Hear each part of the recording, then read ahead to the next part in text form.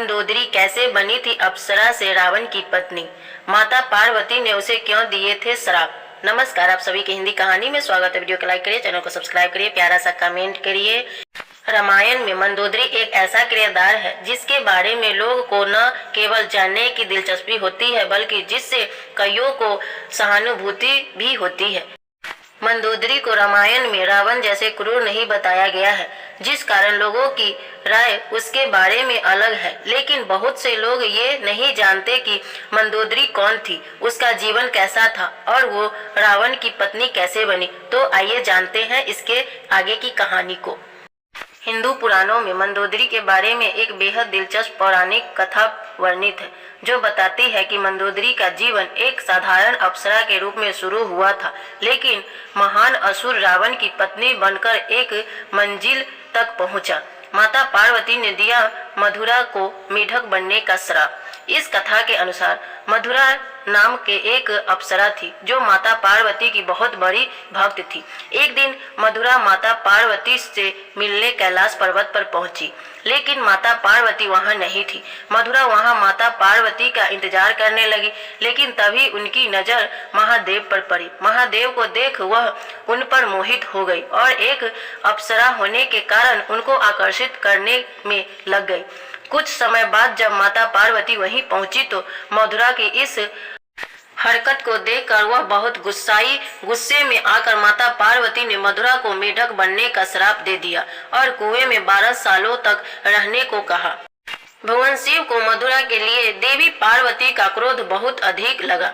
महादेव स्वभाव से स्थिर थे और उन्हें मधुरा की हरकत का न तो तनिक भी भाव था और न ही उन्हें कोई फर्क पड़ता था। इसलिए वे मधुरा की हरकत से क्रोधित नहीं थे और उन्हें माता पार्वती को भी समझाने का प्रयास किए। ये श्राप बहुत ज्यादा है। महादेव के समझाने के बाद माता पार्वती मान गई और उसने मधुरा को 1 साल तक कुएं में रहने का ही श्राप दिया। अब आगे जानते हैं अप्सरा मधुरा कैसे बनी मंदोदरी। मधुरा 1 साल तक कुएं में पूजा करती रही। उसी दौरान असुरों के देवता मायापुर और उनकी पत्नी मेहा के 2 पुत्र थे। वो चाहते थे कि दोनों को एक बेटी हो। पुत्र की चाहत में दोनों कई सालों तक कठोर तपस्या करते रहे। मधुरा का भी 1 साल पूरा हो उसके बाद वो अपने असली रूप में आ गई और मदद के लिए पुकारने लगी। मधुरा एक छोटी बच्ची के रूप में थी। मधुरा की आवाज सुनकर मायासुर ने पूजा समाप्त की और उस बच्ची को जान बचाई। मायासुर को लगा जैसे उसे वरदान के रूप में पुत्री मिल गई, इसीलिए उसने मधुरा को गोद ले लिया और उसका नाम मंदोदरी रख दिया। मंदोदरी का रावण से विवाह। कुछ सालों बाद जब रावण मायासुर से मिलने गया तो वह मायासुर की बेटी मंदोदरी को देखकर मंत्र मुग्ध हो गया।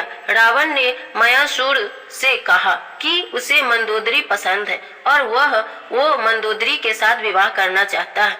मायासुर ने मना कर दिया, लेकिन रावण ने जबरन विवाह कर लिया। इस तरह मंदोदरी रावण की पटरानी बनी। विवाह के बाद दोनों के 3 पुत्र हुए।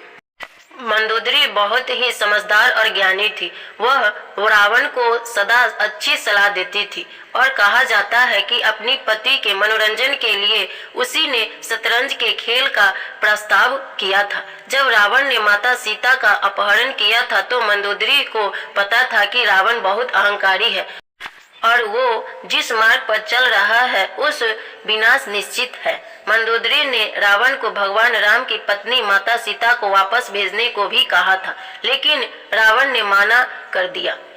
रावण के बाद क्या हुआ मंदोदरी का? जब भगवान राम और रावण के बीच युद्ध हुआ और युद्ध में रावण मारा गया तो रावण के मरने के बाद मंदोदरी युद्ध भूमि पर गई।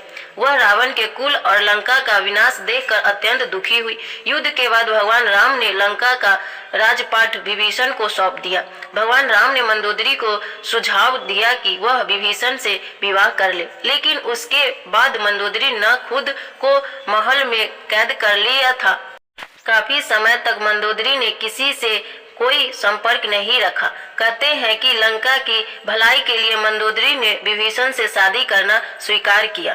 आध्यात्मिक इतिहास और पौराणिक कथा को सुनकर कैसा लगा कमेंट में जरूर बताएं। वीडियो को लाइक करिए, चैनल को सब्सक्राइब करिए, प्यारा सा कमेंट करिए और अगला कौन सा कहानी सुनना पसंद करेंगे कमेंट में जरूर बताएं।